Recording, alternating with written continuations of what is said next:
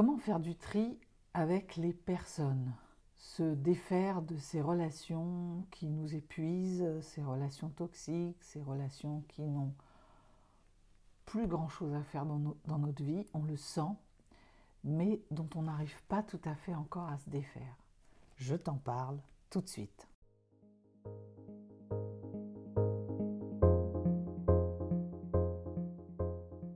Je fais cette vidéo, ce focus sur les relations pour répondre à une demande d'une de mes auditrices. Donc je le fais avec plaisir. Anne, merci beaucoup. Je fais ce focus pour toi, mais je sens que beaucoup de personnes vont pouvoir s'y retrouver et puiser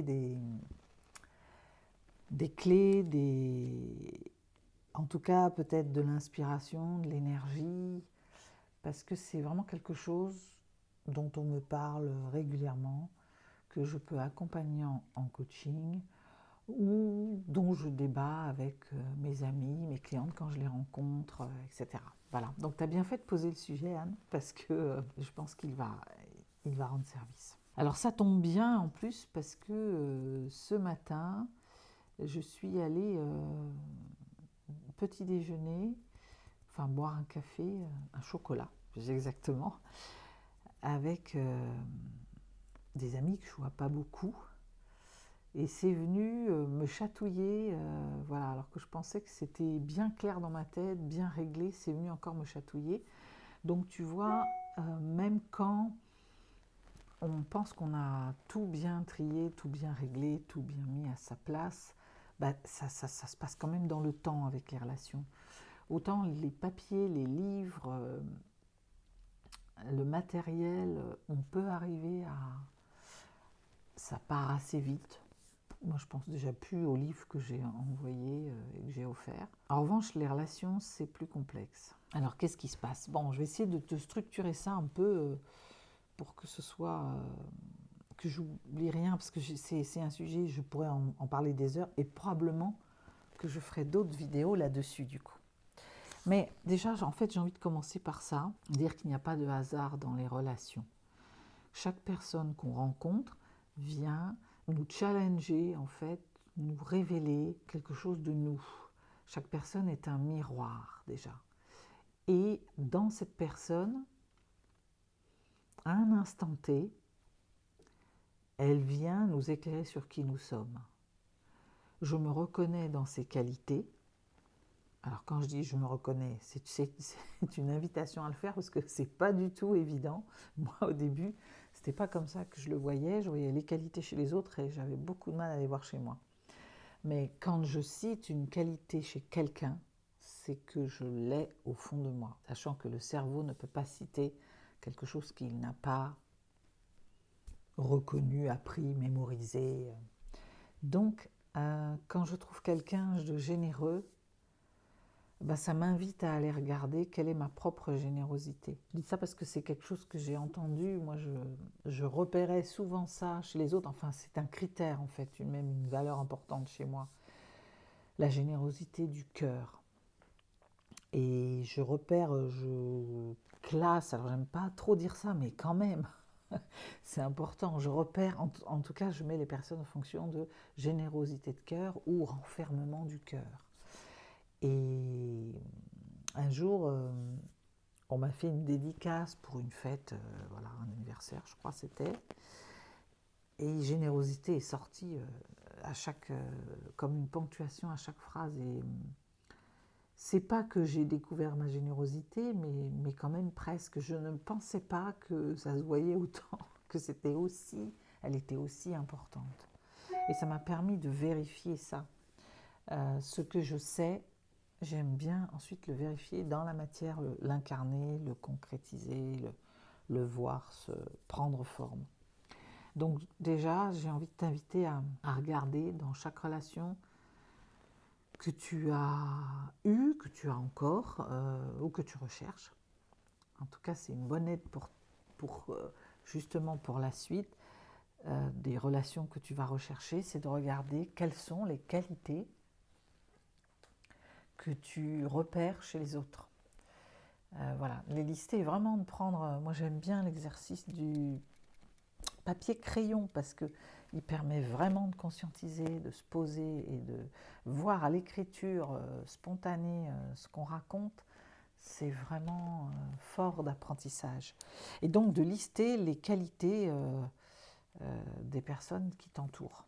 Hein, on dit communément les 5 personnes qui t'entourent représentent là où tu en es aujourd'hui, parce qu'elles révèlent là où tu en es. Donc c'est intéressant d'aller voir les qualités, et puis c'est intéressant d'aller voir ce qui, moi j'aime pas parler de défauts, je dis plutôt ce qui te gratte, ça c'est mon expression favorite, ce qui te gratte ou ce qui t'énerve, ce que tu aimes moins chez elles, les lister aussi, parce que derrière ça, il y a quelque chose chez toi que peut-être tu n'as pas envie de voir, tu n'as pas réglé, tu n'as pas travaillé. Et tant que tu ne l'auras pas fait, tu vas rencontrer des gens qui auront cette caractéristique que tu n'aimes pas. Je cite souvent cet exemple, j'avais cité ça dans un de mes podcasts où je disais je n'aimais pas les gens qui prenaient que j'avais l'impression qu'ils prenaient toute la place, qui parlaient fort, qui parlaient tout le temps dans un groupe qui arrivait et qui prenait la parole facilement. Quand moi, j'étais très en retrait et j'étais plutôt en écoute. Et en fait, j'ai découvert que peut-être j'avais envie de prendre la parole moi aussi, que peut-être on ne m'entendait pas assez et qu'il y avait comme une frustration inconsciente au début sur le fait de vouloir dire aussi et d'être entendu. Et tu vois, depuis que je fais des vidéos et des podcasts, ce truc-là, je ne le repère plus chez les autres. Je ne trouve plus que les autres prennent toute la place. C'est très rare. Il faut vraiment qu'il y ait quelqu'un qui coupe la parole, vraiment là pour le coup, qui ne laisse pas parler, Voilà, je suis allée à un atelier il n'y a pas longtemps, un atelier de femmes, et puis il y avait une comme ça qui prenait, mais qui coupait tout le temps la parole, qui a pris la place, quoi. Mais même avec ça, tu vois, je la regarde plus de la même façon. Je me dis qu'en fait, elle avait tellement besoin d'être valorisée, peut-être elle a tellement besoin d'arriver à exister et prendre sa place, que j'arrive plus à lui en vouloir. Parce que j'ai réglé j'ai trouvé ma place en fait. Moi je parle, dès que j'ai quelque chose à transmettre, je vous le transmets, je fais une vidéo, je fais un podcast, j'en parle avec mes amis, tout va bien de ce côté-là. Et du coup, j'en arrive au deuxième point concernant les relations que tu as, c'est qu'on attire les gens de là où on en est aussi. Moi j'ai réglé ces problèmes de place, d'être entendu, de prise de parole. Je ne rencontre plus toutes les personnes nouvelles que j'ai rencontrées, j'en ai plus qui prennent toute la place. Je n'ai que des personnes c'est plus équilibré, qui laissent la place, qui laissent parler, que j'ai plaisir à écouter du coup. Voilà, donc c'est le deuxième point. Le premier point, c'est donc miroir, et le deuxième, c'est tu attires des personnes qui témoignent de là où tu en es aussi aujourd'hui. Moi, je parle mais comme beaucoup, hein, je suis sur ce niveau de fréquence vibratoire. Donc, si tu vibres l'équilibre, si tu vibres la générosité, la gratitude, tu vas rencontrer des gens comme ça.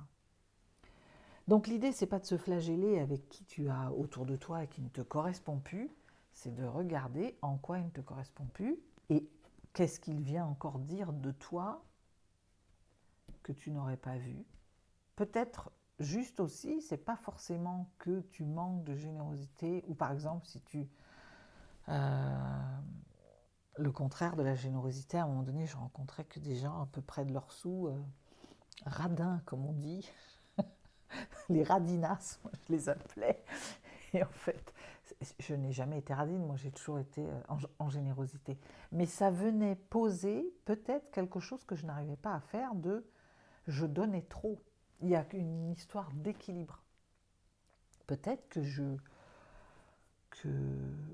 et c'est sûr même, hein, parce que c'est du vécu, ce que je te raconte, c'est que il fallait que je trouve un équilibre. Peut-être ça m'invitait à être un peu plus économe. Voilà, donc première chose, il n'y a pas de hasard, chaque rencontre a un sens et vient te dire quelque chose de qui tu es, de ce que tu dois mettre en place, de ses limites, de tes valeurs, voilà. Donc regarde-les comme ça et ça te fait, Ça va te permettre d'aller vraiment à la rencontre de toi-même. À partir du moment où on comprend ça, on sait mieux qui on est, et puis ça permet de bosser, parce qu'à partir du moment où on a bossé, les gens évoluent. Voilà, donc on en arrive sur le deuxième volet, du coup, c'est on évolue. Et là, ben, il se passe, moi j'ai classé en trois catégories, trois axes. C'est un sujet qui me touche particulièrement, donc mes mots sont peut-être moins fluides, parce que c'est mon sujet actuel aussi, donc c'est peut-être pas un hasard que tu m'aies demandé ça, parce que peut-être que inconsciemment tu as senti qu'il fallait que j'aille aussi. Moi, ça me fait aussi travailler quand je vous parle. Là, par rapport à ça, voilà, on évolue. Et quand on évolue, il y a ceux qui vont te suivre. On va commencer par le meilleur. Il y a ceux qui vont te suivre, c'est-à-dire qui vont repérer que tu évolues, qui vont grandir avec toi, que tu vas inspirer, qui vont se débrouiller pour arriver à te suivre. Et c'était un formidable exemple, une invitation à se dépasser, à sortir un peu de sa zone de confort, de sa zone, en tout cas, c'est pas toujours une zone de confort, hein, cette expression, en tout cas de ta zone connue et de ta zone d'habitude. Et quand l'autre évolue, il t'invite, si tu as envie, si tu as des sentiments, si tu n'as pas envie de le perdre, si des fois tu ne te le poses même pas dans ces termes-là, tu suis, parce que tu as travaillé aussi une forme d'agilité, une forme de capacité à te remettre en question, de, de volonté de comprendre l'autre aussi. Voilà, il y a une forme d'amour inconditionnel qui fait que l'autre bouge et tu bouges avec lui en fait. C'est comme une danse en fait. Tu serais comme dans une soirée en train de danser avec quelqu'un et la musique changerait en permanence parce que tout est changement et on ne reste pas tout le temps de la même façon, on évolue. Alors soit on évolue là, ou on freine des cas de fer et on régresse, mais c'est comme dans la nature, c'est la vie, c'est le principe biologique, on évolue. Et donc, ça serait comme tu serais dans une soirée et la musique, tout comme toi, comme la vie, comme dans la vie tu évolues, la musique changerait. Et tu voudrais, naturellement, tu suivrais ton partenaire en fait. Ça ne serait pas un sujet. Il y aurait comme une symbiose, une capacité à s'adapter, une envie de... Ça, c'est dans le meilleur des cas. Moi, j'en ai quelques-uns. Autour de moi, j'en ai pas beaucoup. Hein. Je peux compter sur cette main-là. J'en ai très peu, en fait, qui ont suivi et que j'ai pu garder. C'est comme ça qu'on a des amitiés de 30 ans, qu'on a des amours de 20 ans, qu'on a des partenaires qui restent là pendant plusieurs années. Des collègues avec qui on s'entend bien, on peut continuer, même quand on change de boulot, etc. etc. Ça, c'est dans le meilleur des cas. Après, il y a ceux qui ne vont pas suivre, qui ne vont pas arriver à danser ta danse, qui ne vont plus comprendre la musique, qui tu es, les pas à faire, et qui vont arrêter, abandonner, et qui vont te laisser en fait. Ça va se faire tout seul. Alors, d'un certain côté, c'est une bonne nouvelle en fait. Hein. On peut se dire, bah super, parce que au fond, c'est une bonne nouvelle. Mais ça te laisse aller là où tu dois aller finalement. Et si ces personnes s'en vont, bah, c'est qu'elles devaient partir, qu'elles n'arrivent plus à suivre, elles ne sont plus bonnes pour toi, bonnes au sens en énergie, en partage, en avancée pour toi. Elles te lestent, tu vois, elles te tiennent au sol. Donc quand elles s'en vont, elles te délestent.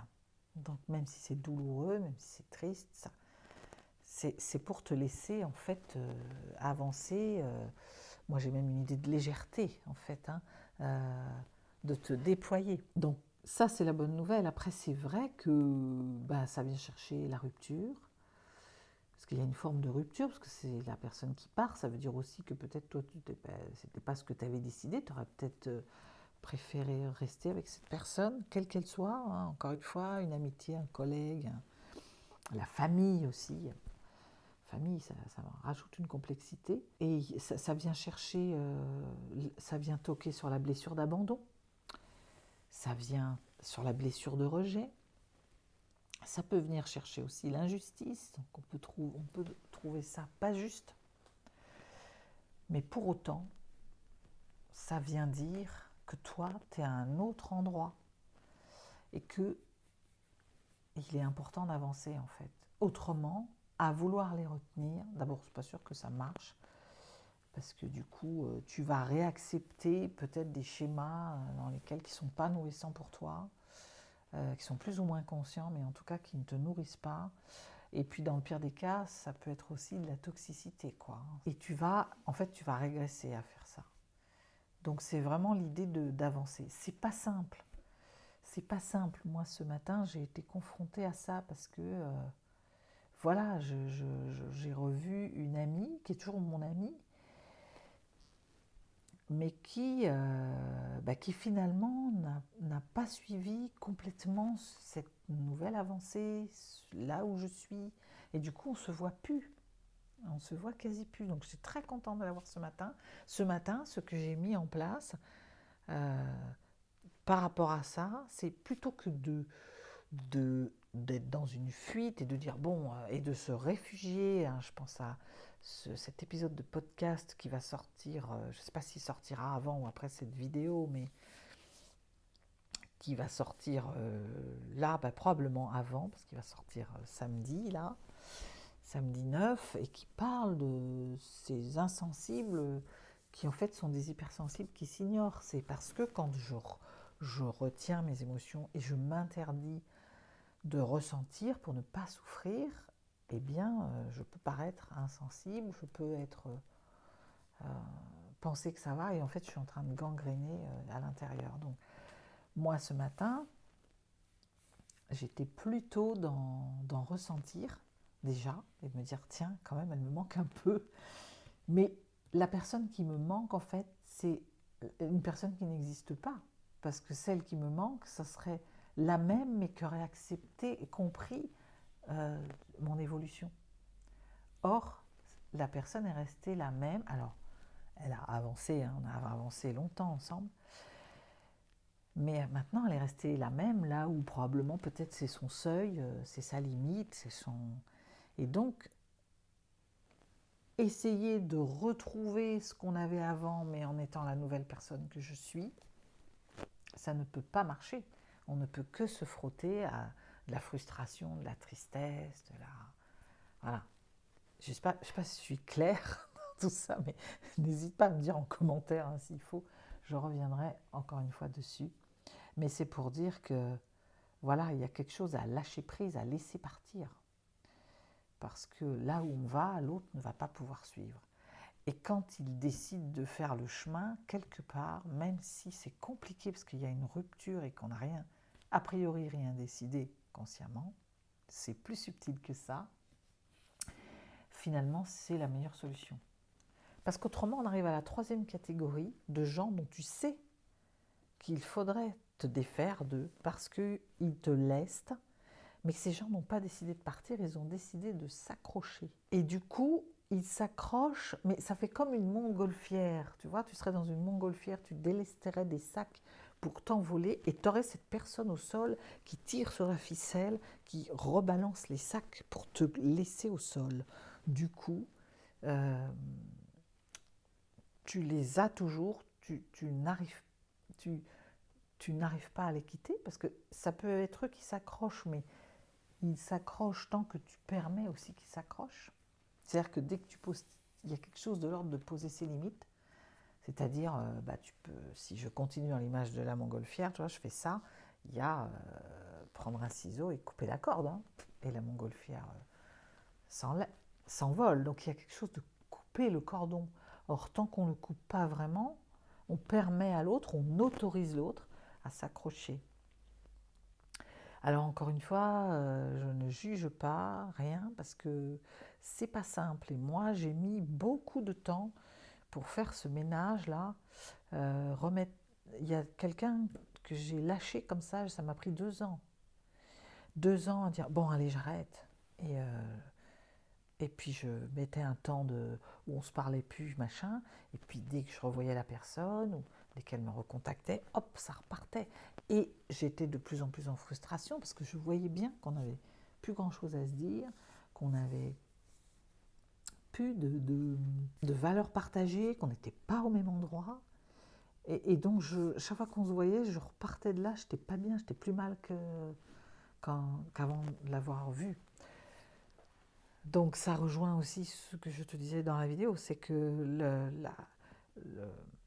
le voyant sur le tableau de bord, c'est est-ce que quand je suis avec cette personne, je suis bien, ça m'amène plutôt une bonne énergie à la fin, même s'il y a des moments pas simples, hein, la vie n'est pas linéaire, ou est-ce que je suis plus mal qu'avant de l'avoir rencontré, qu'avant de lui avoir téléphoné, qu'avant d'avoir eu une interaction.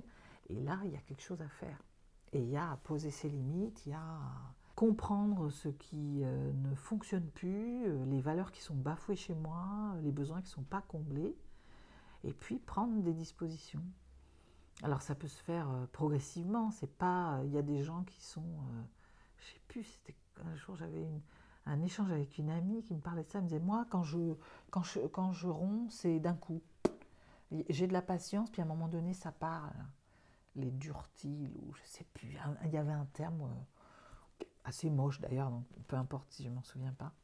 Et puis il y a ceux qui prennent plus de temps, pour qui c'est plus compliqué, qui... Voilà, moi je suis un peu de celle-là qui y va un peu en douceur, voilà. Et en fait, finalement, j'ai compris que ça permettait de mettre en place quelque chose d'autre. C'est-à-dire, en fait, des fois, c'est pas forcément de quitter l'autre ou de ne plus avoir envie de lui parler. C'est parfois de remettre la personne au bon endroit, à la bonne place. Donc, on continue, mais je pose mes limites. Ça, je n'en veux plus, ça, machin. On fait des concessions. Alors le seul cas où on ne va pas pouvoir faire ça, c'est quand l'autre n'est absolument pas dans de bonnes dispositions pour faire des concessions et souhaite que ce soit toujours comme avant, comme t'étais avant en fait. Les gens, c'est pas toujours conscient, mais ils n'ont pas envie que tu changes. Donc ils font tout pour que tu redeviennes l'ancienne personne. C'est pas possible. C'est pas possible. Voilà, donc quand je parlais de tri, ça faisait référence à ça en fait. Hein. Comment on accepte qu'à un moment donné, il y a des personnes qui vont venir pour un temps et qui vont soit partir, soit il faudra les laisser, les quitter, parce qu'elles t'empêchent de te déployer, elles t'empêchent, tu es venu sur Terre pour... ton âme demande qu'à se déployer, qu'à se... Voilà, et comment je sais que je me déploie? Parce que quand même l'énergie principale c'est la joie, c'est la gratitude, c'est quand je me sens bien rempli, équilibré, en forme d'équilibre, tu vois. Et quand tu respires, ouais, on est venu là quand même pour respirer la joie, quoi qu'on en dise. Donc si dans tes relations tu arrives à avoir ça, alors c'est ok. Si tu ne vibres pas la joie, alors il faudra prendre ces mesures. Voilà ce que je voulais te partager. Donc dis-moi si ça t'a aidé, ou s'il y a encore des zones d'ombre que tu voudrais que je creuse. Ça serait avec plaisir. Partage-moi en commentaire. Là, l'idée, c'est de se dire que les relations, elles sont le miroir de nous-mêmes. Donc, première chose, travaille sur toi. Rencontre-toi. Aime-toi. Épouse-toi avant d'épouser quelqu'un d'autre. Deuxième chose, ça rejoint quel que soit le type de relation en face, c'est qu'est-ce que j'ai à apporter à cette relation. Et parfois, je n'ai plus rien à apporter, je n'ai plus envie de rien apporter. Et donc, ça doit s'arrêter. Et puis parfois, ce que j'apporte n'est pas suffisant. La personne ne prend pas ce cadeau, ne l'apprécie pas à sa juste valeur, me le renvoie dans la figure. Plein de cas de figure comme ça. Ça aussi, c'est un signe que ça doit s'arrêter. Voilà. Parler de relations, c'est parler de soi, mais c'est aussi parler de ce qui est essentiel. En même temps, on est tous reliés et on vient là aussi pour faire ensemble. Donc c'est toujours un peu touchy quand on doit se séparer des gens parce que ça vient aussi toucher ça. Mais ça, je t'en parlerai dans une prochaine vidéo. Donc, n'hésite pas à m'envoyer tes commentaires pour que je sache comment ça t'a parlé. Pose-moi tes questions et je répondrai. Partage cette vidéo si tu penses qu'elle peut aider quelqu'un. Et puis, abonne-toi si tu as envie d'avoir la suite des aventures, savoir un peu de quoi je viendrai te parler la prochaine fois. Merci de m'avoir écouté. À très vite.